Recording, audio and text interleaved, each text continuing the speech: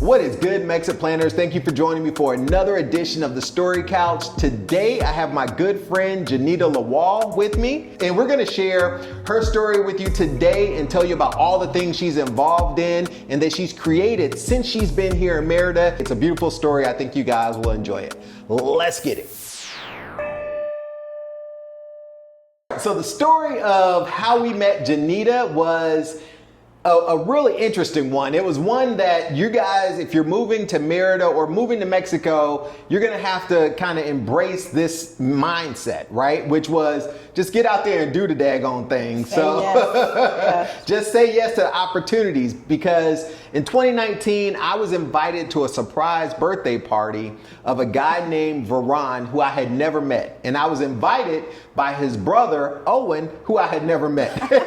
So here we are showing up at this house that we didn't even know was the right house. We knocked on the door, no one answered. We walked in, which was a definite no-no, but we headed to the roof. There were signs posted downstairs like everybody's on the rooftop patio. So we headed up to the roof, and that's where everybody was. So the DJ was kicking. It was just a bunch of people, all of which we had never met. Maybe two people, I think, Kobe and Terry, that we had met 2 days before. They were there at the party, but other than that, we didn't know anybody. So fast forward a few hours later, the DJ puts on LL Cool J, I'm Bad. And Jenita and my wife, who we call Tanita, went in. They both grabbed two microphones. It wasn't even a karaoke party. They grabbed two microphones and proceeded to recite every word for word. We didn't recite, we performed. They performed every word for word with no teleprompter. So from that moment on, I knew we were going to be peoples. This was my people. So we've been cool ever since. And that was the introduction to Miss Jenita. Yeah. You know, I've always admired your walk in this whole Mexico journey. Do you want to tell us how you got to Merida, of all places? I will start by saying the feeling is mutual. I admire you guys as well. Like, you guys came here and you changed the atmosphere. You know, you guys, you are contributors. You know, so mutual admiration going on there.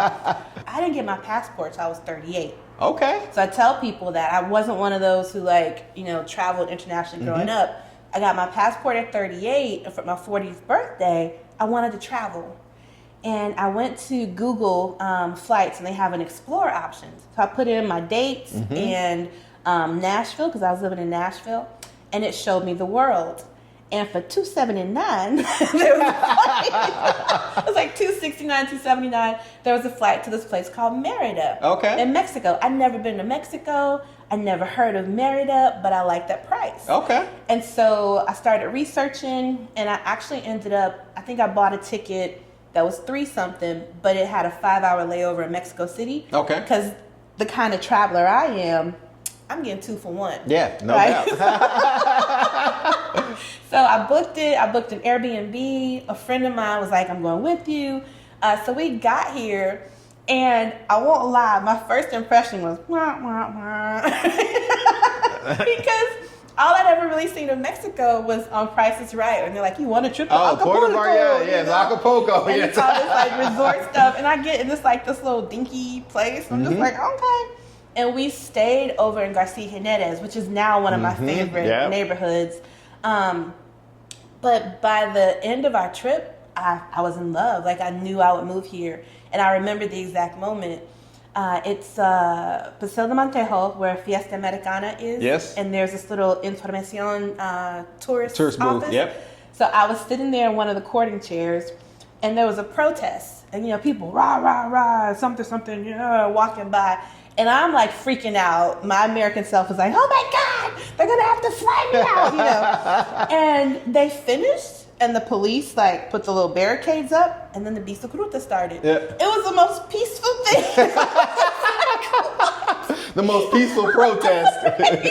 And I was like, okay. And the Bisa Cruta was happening, and you saw like the families all out, and there was just this feeling the whole time I was here. And I fell in love with my spirit, like fell in love with the place. And I tell people like something just dropped in me and said, I'm going to live here. Wow. I didn't know how, I didn't know when, but like I just knew I was going to live here. Yeah. So, yeah. This was a trip with a friend, but not the kids, right? You didn't bring your boys with you. So that trip was January 2017. So we came to Merida Fest like for my birthday. By that October, I knew I was moving soon. Okay. Because life just started lining up where it was like, why not now? Yes. You know. So October 2017, I kind of knew. December 17th, I told my cousin. She's the only person I told. And then January 2018, I brought the kids. Okay. I wanted them to have their own experience of it.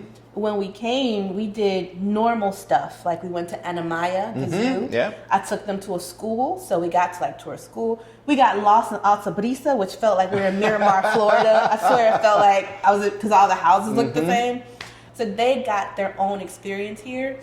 And that was important. That's hugely important when you have others, especially in your situation, they were preteen boys, because none of them were teenagers at the time, right? Yeah. No, that time, because the twins' birthday is right after mine. Okay. So they were turning 9. Okay. Not 10. They were turning 10 for that birthday. And we did a tour, and we were the only English speakers on the tour. And all the people on the tour kept calling Edward Lalo. Because that's the nickname for someone named Eduardo. And they just, the way that they took care of me and my kids, like they didn't know me, but such love. And even there were a couple of people that spoke English, so they helped us. But like when Eddie didn't want to go down into one of the cenotes, Guillermo, which Mimo is a nickname for that, but he like, I got him.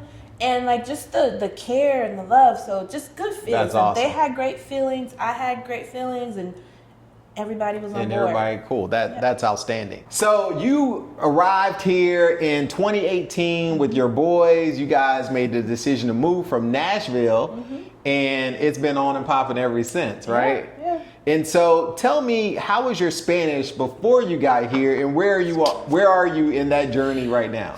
Oh, a journey it has been. So the day when I, dropped, I gotta move here, 0 Spanish. I took French in high school and in college, okay? Okay. Spanish is nowhere, tacos, margaritas. That was pretty much it, okay? So after realizing, okay, I'm gonna move to Mexico, again, didn't know when. In Nashville, through the community, there's some kind of community program they had, and they would offer these classes, and they were like $50 for 6 weeks and stuff like that. Very inexpensive. So I signed up for a Spanish class. Okay. And I went maybe 2 days a week, but we learned stuff like the Zócalo and izquierda, derecha, right? So very basic Spanish. Yep. The instructor was from Peru, and I signed up for, I think, 2 semesters. That's all the Spanish I had before coming. Okay. I could not I think I knew how to say, quiero 3 tacos y margarita, por favor. Okay, that's very, very useful. 3 tacos and a margarita. Cerveza, right? But that was the extent of my Spanish. Okay. And I'll give you the story that really just made me go, what have I done? So when I first got here, Barbie was the first person that I met. Barbie Blanco, Merida Mexico. She was the very first person I met because someone I connected with on Facebook. She set Barbie up as my driver. This is before Merida moved. Oh, wow, yeah. So she was driving. So she was my driver. And I remember she picked us up. Very first person I met. Took us to the hotel. And she didn't leave. It ended up turning out to be a blessing because the restaurant was closed. So she took us to get something to eat. And as we're sitting there talking, she told me she's a lawyer. And I was like, oh, great. Can you look over this contract I signed? Because I signed an agreement for a place before I got here. Oh, wow. Don't do that. Don't do that. Without seeing, based on pictures, because baby. So I was like, well, cool, can you go with us when we go to the place or whatever? So when we got there, she handled it. So I didn't need Spanish, right? She handled everything. And then she left and went home. And we're in Progreso, and I need to go to the grocery store. I walk into the grocery store, and I'm like, I don't know. Where's anything? I don't know the names of anything. Yep. I tried to ask for dish detergent. I'm like, detergente, de platos, right? And they're just like, okay, looking, what do they say? Monday, looking at me, and I don't know what's happening. And I had a breakdown, And so the first thing I learned was how to make my grocery list in Spanish. So that's like, you talk about, I think they call it acquiring Spanish. So it was learning what things are called in the grocery store. So I would look at the signs and I would look at like the little things. And at that time, I don't think there was Rappi. There was no Uber Eats up there. Yeah, not in Progresso probably. No. So I would that's my first really digging into learning Spanish was making my grocery list. Because you needed it and you had to. The stuff you really should learn first is that everyday stuff you don't think about. Absolutely. The grocery list. And then even, I am glad in the Spanish class I took, we learned cuandras. So as I'm asking, and I'm so glad I learned izquierda and derecha, because asking for directions in Progresso, if they said cuatro, cuandras, I knew what they meant. And then esquina. So little things like that, being able to direct your 4 Uber. blocks at the corner, make a right, make a left. So I think, just in general, Spanish, when you're acquiring the language, it's always going to be the things that you do repetitively, like eat. You'll learn how to order food really quickly. You'll learn where the bathroom is pretty quickly. You'll learn your Uber talk is what I call it, right? Yeah. Uber talk. Why are you here? Where are you from? What do you think about it? Merida's super safe. You're going to have that conversation 1,000 times. Yeah. Even though I'm not fluent in Spanish, what helped was me realizing one thing was to stop asking all the time, ¿hablas inglés? And just trying my Spanish. Like, you just kind of, you say as best you can. With your chest. And they, they'll work with you in understanding, or they'll find someone who speaks English. But I had to make myself not just immediately jump into, do you speak English? And actually just try the Spanish. Yeah, that's super important. So Merida is very different from Quintana Roo, Cancun, Playa del Carmen, in that there aren't a lot of people here that speak English. And even if they do speak English, it's not going to be their default. I mean, they may speak and understand English completely. I've had whole conversations with people for years in Spanish at the coffee shop at Manifesto Coffee before I realized they spoke English. And when I realized, I was like, you speak English? You've been putting up with my bad Spanish all this time. And they just laughed because they spoke English perfectly well. But they were like, I thought you wanted to practice. And I did need to practice, but... And there are some who understand, because here a lot of kids are taught English in the school up to a degree. And so I've met people who understand some English, but they're so nervous about speaking. Yeah. And I get that, because I'm nervous trying my Spanish around people I know. Strangers, I sound like a cave woman and I do not care. Yeah. But like people I know, I'm so nervous about sounding stupid, right?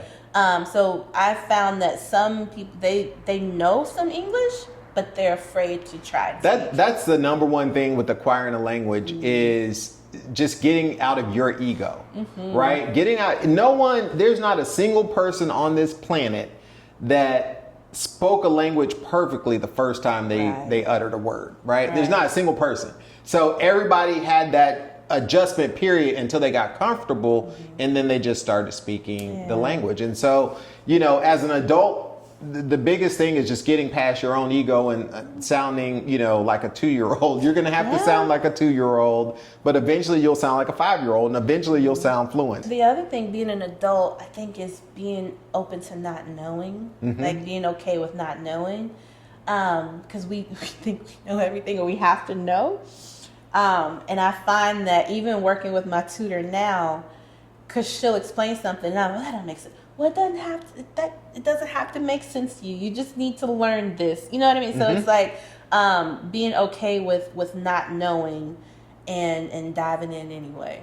So in the time that you've been here, is this the first time you're taking formalized classes? So as 6 years later? So, okay, I don't know if it's the Aquarius in me or if I'm just stubborn, but I didn't want to do it the regular way. I didn't want to because it's not my goal to write poetry in Spanish one day. My goal is just to communicate. So I call myself acquiring the language and just picking it up, naturally, which it got me through things, but I don't like being in a bubble anymore. I want to be able to communicate my feelings, to tell a story, to understand the feelings of my friend who may not be able to communicate clearly what they feel in English.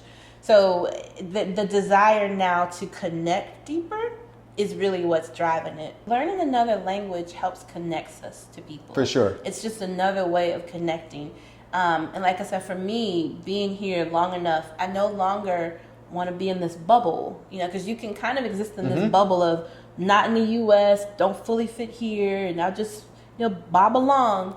But then, like, I want to converse with my neighbors. I want to, in the teen club, there are some families who are native Spanish speaking, and I want to give them a sense of belonging and yes, you belong here too. So that's interesting because from the outside looking at your journey, I would have said that you're probably one of the most integrated expats or immigrants to Mexico, right? To Merida. Just because I know that you do things way outside of what everybody else is doing. So you have like a foot in the expat community, you have a foot in the local community and in the business community. For instance, your Toastmasters journey. You want to talk about like how you got integrated into Toastmasters and why that came about? So I was listening to a podcast that I love, and it's The Art of Manliness. I love that podcast. I'm not a man, but I love it because he talks about these I love it. And he interviewed a guy who wrote a book about Toastmasters. So in the interview, he's telling the history of it. I think it was about to celebrate 100 years. Okay. And it was born out of really the democratic system. Okay. So when citizens exchanged discourse, when we actually like discussed and we were knowledgeable and whatnot. So I was like, interesting. And because of that, at the time I was teaching philosophy to my students. Okay. I made a whole lesson around the rhetoric triangle and teaching them how it's still used nowadays and how they use it, right? So they learned how to use the rhetoric triangle. And in doing that, like some of them were really awesome. And I was like, well, what can I create to give them a way of like entering some of these speech contests and just something to help bring this out of them more? And I go to Toastmasters website and they have a youth program, right? And I'm like, yeah, but I need a Toastmasters group. And I was considering starting one because all the ones here are in Spanish. And I swear to you, like a couple of months after having that thought, I saw an ad on Facebook for Toastmasters in English. I was like, of course you did. I was like, what? And I reached out, went to the first one, and it was right around a holiday, so there weren't a lot of people, and they were just forming. So it was maybe 10 people, if that. And they were so excited to see me because here I am, a native English speaker, and this is all in English, and all of them were native Spanish speakers. And ever since then, like, it's just been kismet. I love that group. It is such a wonderful group of people, and they're professionals. Actually, the Learning Studio, our new location, is through a connection from the Toastmasters. My Spanish lessons is through a connection from Toast. She runs a school here. So just really great group. And they also helped me learn a little bit more about the culture here. So timing is so wonderful. So I hooked up with them in April of 2024.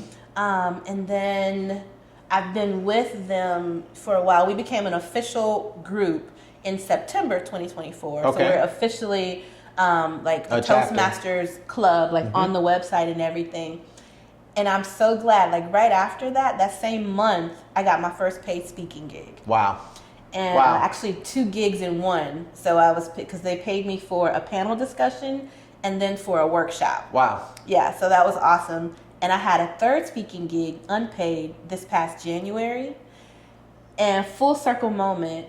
So I'm in a Goldman Sachs business program. And one of the things we had to do was get ready for a 2-minute speech. And every Toastmasters meeting, we do 2-minute impromptu speeches. So your girl nailed it. And everybody's like, oh, you did so great. I nailed it because I practice with Toastmasters. All the time. So I don't call that coincidence. That is divine order, right? And everything happens for a reason. And that is a perfect example of divine order. I am so blessed. Like I will say that I don't know that I knew I had a good life in Nashville. I had a good life. Let's not, I was not down in the dumps. Oh, I had a great life. But like the sweetness of life. I feel like here I get to experience some of the sweetness of life, even as simple as going out on a yacht day with friends on a Friday. You know what I mean? Or a random Tuesday, I'm meeting a friend, we're having a champagne lunch. You know what I'm saying? Like it's little things that just make this life sweet. Being able to like run a school where my kids attend. I'm with my kids every day. You know? We'll definitely get to the learning center, because that has been something just amazing in this community. One of the things I know that it always comes up, particularly here when you meet new immigrants to Mexico, is what do you do for work, right? What do you do for work? How do you make a living? How do you support this lifestyle? What does that look like for Jenita? So when I decided that this is what I wanted to do, I had been running my travel agency as a side hustle. Okay. So I started it in October 2016. Okay. While I had a full-time career, it was my side hustle. When I knew that I was making a change, I did some research and found that the numbers are gonna scare y'all. But at the time, like the average wage or salary for a full-time travel agent was like $36,000. Oh wow! At the time, I was making like $87,000, and so I was willing, because I was willing because I knew the life I wanted, a different life, and so I was like, okay, you know what? Fine, then that's what it'll be. But I also understood, and I don't know how I knew this, but I just kind of inherently knew that I couldn't just do one thing. So I also got certified as a TEFL, teaching English as a foreign language. Yeah. So I got certified for that. So I would teach English and I ran my business. So I actually focus on conversational English, business English. Preply. So I registered on Preply, and I leverage my HR background. I have an MBA in human resources, and I have like a 10 plus year career in human resources. So I leveraged that, and most of my students were preparing for an interview with an international company. They were working with a multinational team. Like one of my students lived in Brazil, and he was interviewing with AWS. And I had another student who lives in Germany. He worked for the parent company of Carnival Cruises. So I was speaking conversational English, business English, interview preparation, and one person like had a presentation they were preparing, so they hired me. And with Preply, I didn't have a boss. You set your rate, and you like make a video, and like that's all up to you. I had some really interesting students, and that's what kept me doing it, was meeting all these people from around the world. And it wasn't like teaching, it was more like exchanging. So that kept me for a while, but then I got tired of being in front of the camera, and it distracted me from growing my travel business. But as a single mom, you got kids to feed, so it's like, okay, you got money coming in. You got to make an income. For sure. We talk about this in almost every story couch, is what are people doing? Again, you're an entrepreneur, you're a hustler. First of all, you gotta get it. Baby. I think a big part of that is here in Mexico is like people work 6 days a week, right? That's normal. And there's no excuse to be hungry here. No, and I will say, at one point I did have to so here in Mexico, a lot of times, I don't know how to say this, it's about today. I'm going to eat for today. Whereas in the U.S., it's like, can I eat in 20 years? And that's important, but it's like, enjoy today. Like, do I have what I need today? Not to say you completely ignore tomorrow, but it almost relieves a little bit of the anxiety we can sometimes have as Westerners. So you enjoy life a little more. And I will say that now I do more work that I actually enjoy, and it pays the bills. Sure. I'm not one of those follow your passion, because your passion isn't always something you get paid for. No, that's true. But you should like what you do. Like, because when you like what you do it in a way that's different, and it naturally draws. Well, I think if you live on purpose, which is finding your purpose and what it is you're good at, right? Yeah. So I'm a connector of people. No question about that. Cheers to that. Like, this is almost like drink champs, but we're drinking coffee. So Jenita and I have this coffee thing. She will often, she will often post her sitting on her balcony, Yes. writing something special, drinking coffee, and I totally vibe with that. So I get it. People, I'm telling you, and it's even a mindfulness thing. My I coach for a little bit, child, all the things, okay? But my coaching client, I would tell them, I enjoy the process of making my coffee. So from listening to the flake, like opening the can, like what, cause I love Cafe Bustelo, don't judge. But opening the can and smelling it, or opening the bag and smelling it. And then the look of the crystals. I only like coffees that are a certain color. Okay. You know, so it's like that beautiful, dark, rich color. And then putting it in the basket and the swish of the basket, and you know what I mean, and the percolator and the smell. Like, I enjoy the process of the coffee being made, and even like the color. It like he didn't let me have cream and sugar in my coffee, by the way. Well, this is all, you know, we haven't talked about Black Coffee Chronicles, but everything she's saying, she's going to be on Black Coffee Chronicles for sure. But I love it, and I commit to 2 cups a day because I can drink it all day. But those 2 cups, I enjoy those 2 cups. It's not a rush through thing for me. It is, I enjoy my 2 cups of coffee in the morning. I enjoy the process of making it. So yeah, it's a mindfulness thing for me. It's about it calling you present. That's awesome. That's incredible.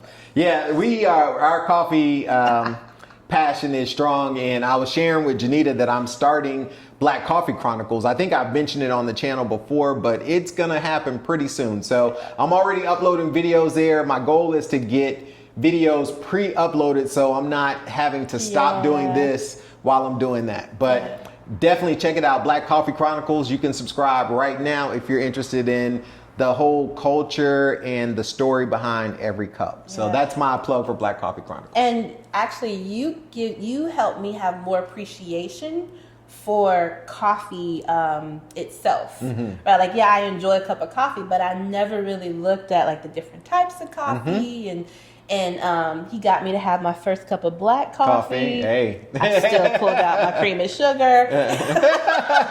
we working on them. Now I do just flavored creamer. I stopped with the sugars, and now I do flavored creamer, but same thing really. So that's a mindfulness thing for me, being present and living here in Mexico. It made me so yes, future is important, like planning for the future. But sometimes I think we can get so future focused that it creates anxiety. Yeah, for sure. You know, the Bible says, don't worry about tomorrow's problems, focus on today, because man is sufficient for today. When I start, I'm telling you, when I start getting too like out there, I say to myself, man is sufficient for the day. And for those of you who don't know the Bible, and I'm not a thumper, but I love the Bible because principles. But it's having God supplied the Israelites with just enough for today. And if they took too much, it rotted, right? So I remind myself when I'm getting too out there, manna sufficient for the day. That's it. All right. So one of the things that I know, you know, back in 2019 and 2020, it was really difficult for families with teenage kids. And I know several great families that were here, but they left to go back primarily to give their kids a high school experience or for them to adjust. So, you know, a lot of times it's easy for us to move and then just figure it out. But we also, if you have little people, you got to think about your little people, right? And for you moved with 3 boys that were 8 middle school. Or 9, and they were all middle school. So my twins, we got here September 2018. That December, my oldest turned 13. Okay. And then that January, my twins turned 11. Wow. Yeah, all middle school. Which middle school teachers, you already know. And I started homeschooling. So we went like jumped right into homeschooling. Okay. Which I will tell anybody, if you can, take a period of unlearning, because I was trying to create school at home. Okay. And I stressed myself out. I stressed them out. We tried a few different things. And finally, after taking a break, we started an online program. Okay. Which that worked out well because it tracked attendance. It tracked their grades. So I just had to monitor. I didn't necessarily have to teach. But I do like to teach. And so we would have these experiential learnings. We went to Bacalar and took a boat tour. And then they had to give a presentation about something they learned on the boat tour. Nice. We went to Mexico City and we took a historic walking tour. So I find ways of connecting them and creating learning from it. So it's observing the wiring of your child. Oh, absolutely. Absolutely. And I think if you do that, then you know how to guide them towards things. Like one of my kids, since the boy was like 3 years old, like music has been the thing. Like that's sort of his, like that's his That's thing. his jam, yep. So I try to frame things around that. We had a private music teacher. I bought him something on FL Studio. I don't know what the hell that is, but but he knows what it is. But he knows what it is. That's and the I important found thing. a book on it, so like, hey, here you go. And then one of them, Howard, he started gravitating towards. He really loved Roblox, but he started creating games on Roblox. So he asked to learn Lua. I found a Udemy course that taught Lua, and I turned around. My child has taught himself Blender. Nice. So now he gets paid on Fiverr to do 3D modeling. Wow. Yeah, so then all these things, they were not curriculum. It was them pushing towards it. And what did they do when they first got here? How did they integrate with other kids? You know, they didn't speak the language either, right? No, so when we first got here, around the time, again, just exploring new to homeschooling, we found a homeschooling group. Okay. And it was awesome. It was run by a woman, Adriana, who I think she's from Mexico City. Okay. But it was a lovely mix of people. There was a family that was like from Hungary and like Canadian families, our families. So it was a lovely mix of people. And we met, I believe at that time, it was once a week in a park. Okay. And she would make up these lessons that weren't like, you know, like school lessons. But I remember one series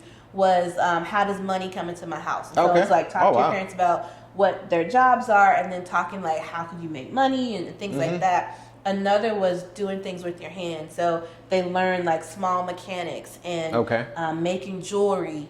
One month we looked at, I think it was special needs. Okay. That was really awesome. So I learned a little about sign language. Okay. I didn't know that sign language was different. I know this sounds crazy, but I didn't know that sign language was different in every country. Sure. That Mexican sign language is not necessarily the same as like American Spain sign language or ASL. So I didn't know this, and we learned a little bit of sign language, right?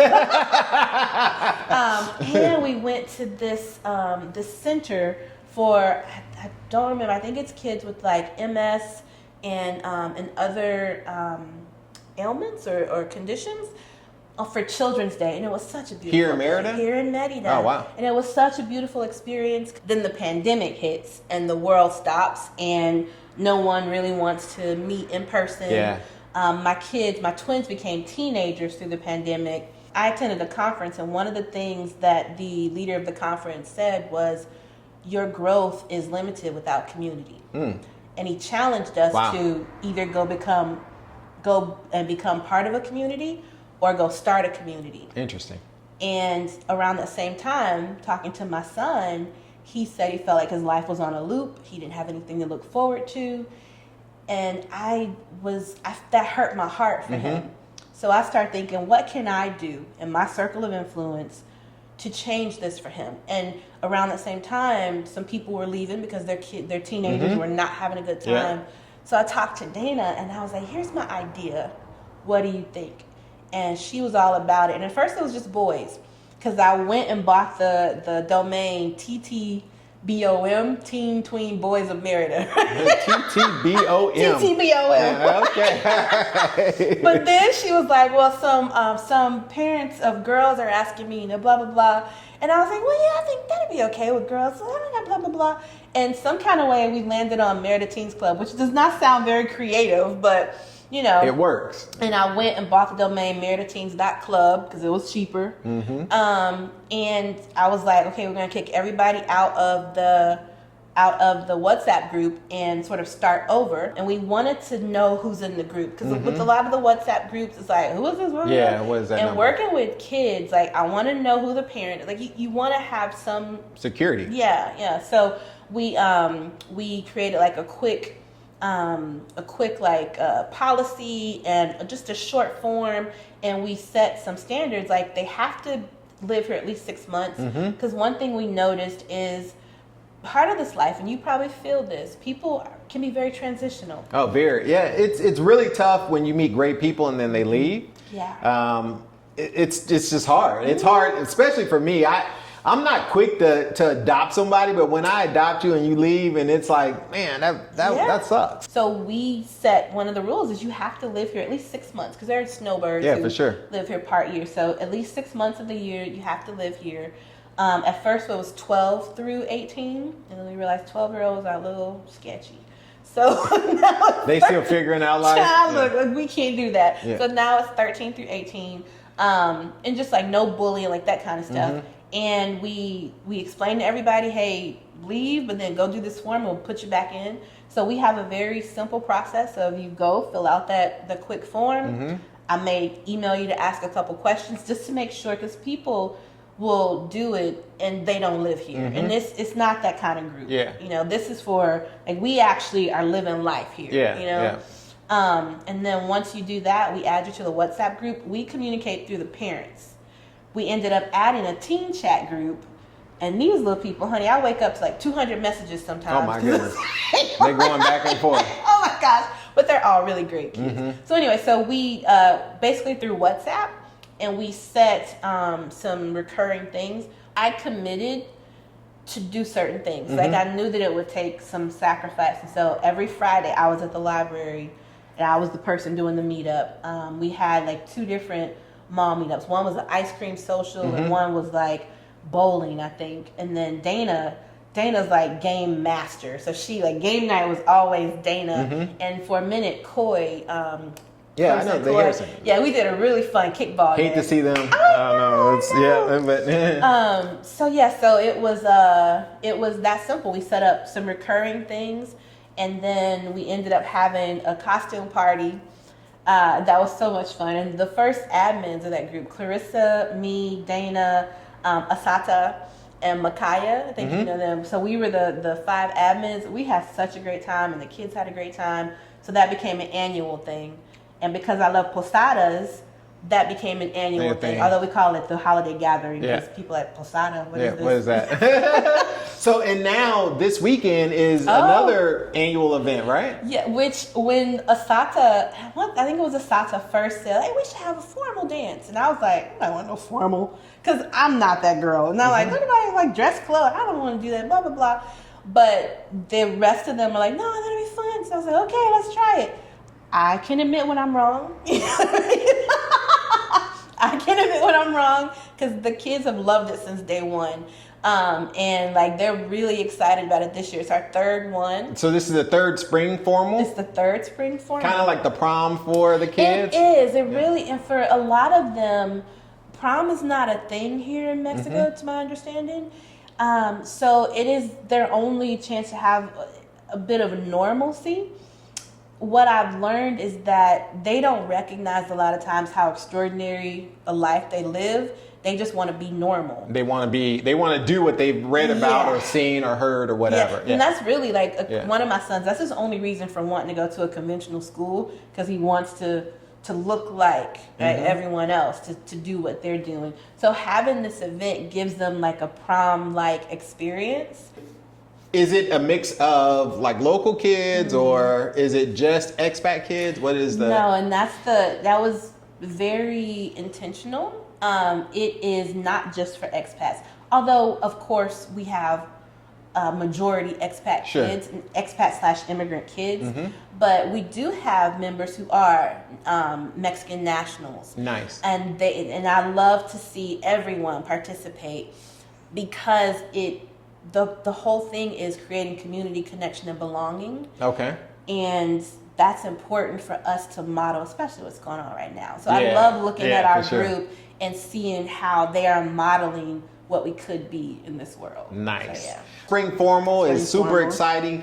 And I know that teen group led to something even bigger. Yes. So when I initially talked to Dana about my idea, I always saw having I called it a hang suite. Okay. And part of it, being an Army brat, there was always a teens club. Okay. There was always, I remember, honey, when Wild Wild West Cool Modi, baby, I was at the teen club doing my Wild dance. Wild West. And they had the pool table and the little like cafeteria where you could get like fries and stuff, and like it was a place for teens.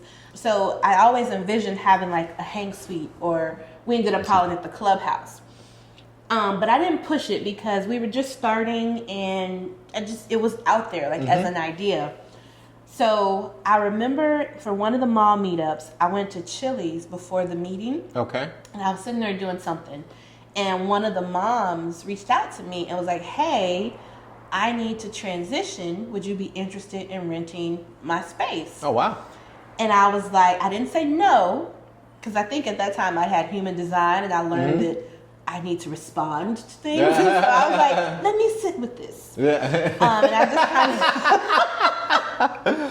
of, so I sat with it, and I was like, okay, well, what would that look like? And, you know, thinking about it. And around the same time, my mom came. So she was with me when I walked the property. Okay. And she was like, I'll give you 6 months of rent to like make it happen. Wow. And the thought there was, okay, that's 6 months. How am I going to keep the rent paid after that? How do we get this to make money? So it was, okay, what can we do? And I started thinking of ideas, and Dana and I were like shopping some ideas, and Dana mentioned something like homeschool co-working. Okay. And I was thinking, and so I just started researching. I found Acton Academy, and I liked their model. So I just started researching and sort of created something similar and called it the LS Learning Studio, which Lawal and Sam's. So my last name is Lawal. My mom's last name is Sam's. So the Lawal Sam's Learning Studio is how that name came about.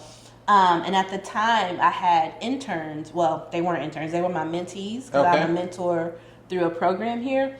And I was like, hey, you guys want to work this summer as my interns? So I created 2 summer camps to kind of test the program, you know? And they were my helpers. Like, they really did lesson delivery, and they, so both of them were physics majors. Okay. So we did a STEM 6 weeks and a storytelling 6 weeks. And they were awesome. I loved them so much, but they helped like vet the idea for me. Nice. Parents loved it, and so we rolled into the academic year, and I created, like I said, with Acton as a model, and then with like knowing we meet Monday through Thursday, because I realized I don't want to be nowhere on Friday. Like, I don't want why does it have to be 5 days? A week. Who said that, right? And in my research, I found like 90 minutes or 2 hours is really the amount of instruction that kids in a day need. So we model based on some of the research that I found. Okay. And also knowing who I serve. I serve a community mostly of travelers and of people who aren't living a conventional life.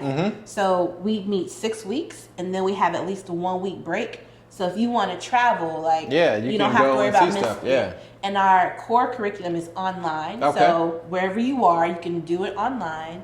And as much as possible, I try to use technology, but I also found that in person matters. And so one of the core values of the Learning Studio is collaboration. Okay. A lot of these kids grew up in the pandemic, and they work alone. They don't know how to work together. And what I know about the work world, having done like online work and in person, you work with people. Even if you are an individual contributor, you work with people. So teaching them how to collaborate, how to work with someone else, how to give a presentation, right? So we work on all those things. Skills. Awesome. If I move here with my team, how do I get involved with the LS Learning Studio? So we are 7th through 12th grade. Okay. We are not recognized by SEP. We're not an official school. Okay. This coming academic year, I'm partnering with Aliyah Academy. Okay. They're an umbrella school in the U.S. So if a parent chooses to, like if it's important to you for them to have an official transcript, you can sign up and it'll be issued through them. Okay. Which is how I did with my son, my oldest son. But you basically reach out to me, and I will never have more than 15 students. So it's very So it's based limited. On an opening. It's based on opening. How many students do you have now? Well, right now we have 6. last year we had 13, so I was almost at the limit, but people move. Yeah. So a lot of people moved. But ideally, like 10 to 12 is actually, that's a good number. 15 is because one, research, and like that's truly ideal class size, not the 30 they tell you in public schools. Plus, I like having a connection to the kids. All the kids. So knowing them, I know how to change something up, how to guide and encourage them and push them a little bit, challenge them a little bit. Plus, it's not so overwhelming for them because, again, a lot of them are coming from where they were just home. Yeah. So to drop them somewhere where there's like structure and all those things. Yeah, the structure thing. Woo. So we create this lovely little environment, and fit is important. So what I normally do is have the parent and the kid come, and they'll do like a trial day, sometimes a trial week, and we'll get a feel for them, and they get a feel for us. And I will ask my students, okay, so what did you think? Yeah, how was this person? Like, do you feel like they're a good fit here? You know, blah, blah, blah. Because, again, being from HR, background in human resources, the worst hires were ones who, they fit everything on paper. They did not fit the with, culture. With the culture and with the team. Like, it's bad, right? So, fit is important. And if it's a parent who's very much so about academic rigor and straight A's and blah, blah, blah, this is not, because the kids know I don't police them, I monitor. And I'm always challenging them to make a connection to the work they're doing and to look for the big, the big point of it all, right? Which is not always the curriculum stuff, you know? So if the parent is just about that and, they're on grade level and da-da-da, it's probably not going to be a good fit. They should probably be looking at traditional schools. That will work better for them, and that's okay. You have your travel business, and also you have this business as well. You've integrated in. I don't consider the Learning Studio a business. Okay. I really, to me, the Learning Studio and the Teen Club, and part of why we moved locations for the Learning Studio is because we thought about like making dues mandatory for the Teen Club, and it didn't sit right with my spirit. We do have families who contribute monthly, which is great because it pays for stuff they don't see, like the website and the domain, and like I was paying the kids to like do writing for the blog, so it helps cover stuff like that, the trash, the cleaning lady, the water, like all those things, right? But it's not sustainable. Gotcha. So I flipped it, and after a year with the school, I realized, okay, this is sustainable. This could pay for itself. Yeah. And then that way we bless the Teen Club with space. If there's a MexitPlanners out there that wants to support or provide a scholarship or what have you for the Learning Studio, what's the best way to put them in touch with you? So it's on the website. It's actually lslearningstudio.com/support. Okay. And you can give us a one-time, or it can be a monthly. And if you wanted to go to a student, like we can do that as well. Okay, so, very cool. That's good to know. And you blessed us now. I still thank you so much with was it the Nest system? Oh, the mesh network, I told you I'm not technical. But it just, even something like that, like it's such a blessing, and it's one expense that I didn't have to take on. Because what people don't see, and what I commit to it because it is my heart, it takes finances. And so my business really ends up supporting not only my family, but the community that I've created and the school. So, that's why I've fallen back in love with my business, because it gives me the things for this hard work that I do. Yeah, for sure. Speaking of this business of yours, you've been running this travel business in full time now for a couple of years. Yeah. And I've watched you travel all over the world with an envious eye on Virgin cruises in Spain. And I'm like, man, that looks so fun. But tell me more about your travel agency. So I started it in October 2016. At the time, I had the reason why it was a yes. I had organized my granny's 80th birthday cruise. Okay. We used a travel agent. She was useless. Yeah. And I sounds like my last cruise. I was just like, well, what is it? Yeah. I was the one like getting the list and organized. I even set up like a welcome desk at the hotel. Like, your girl did the thing. Okay.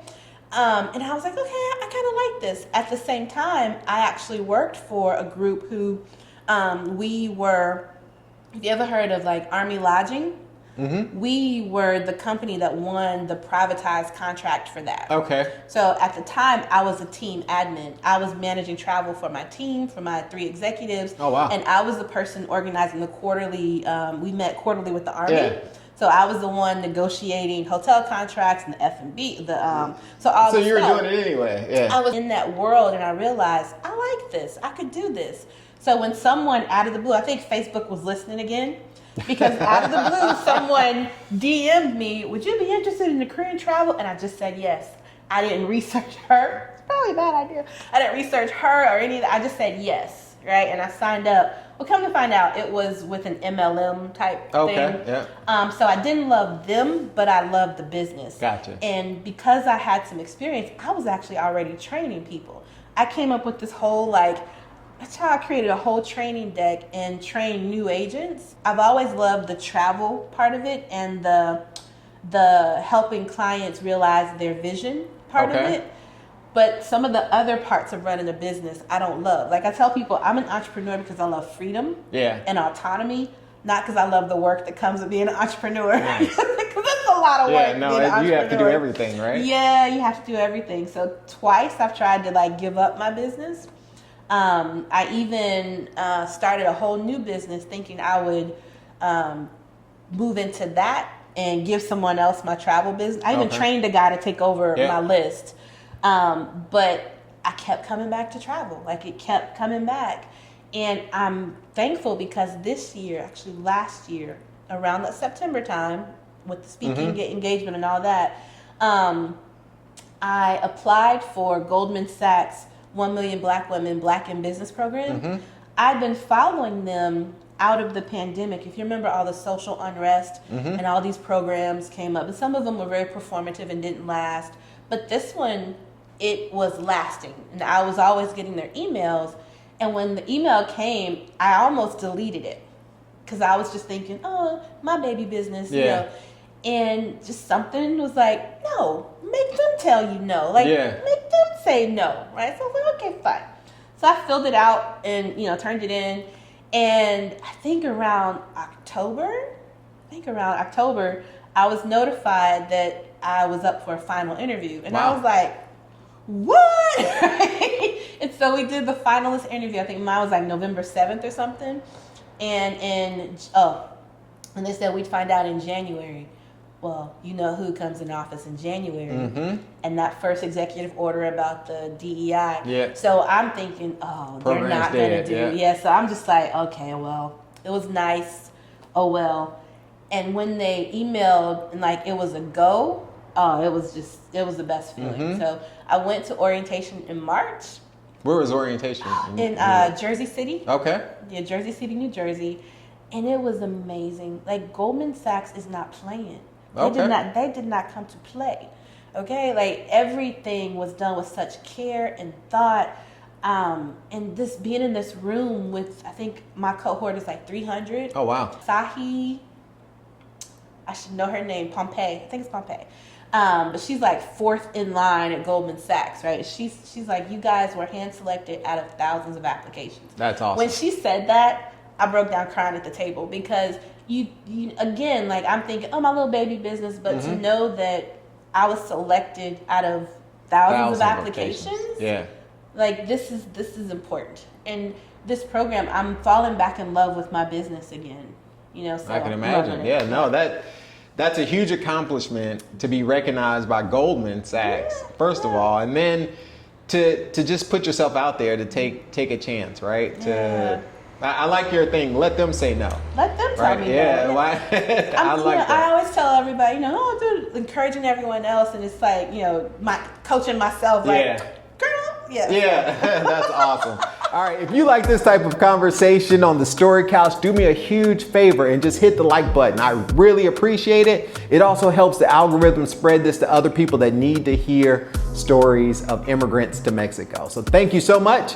Until next time, MexitPlans Monty, we out.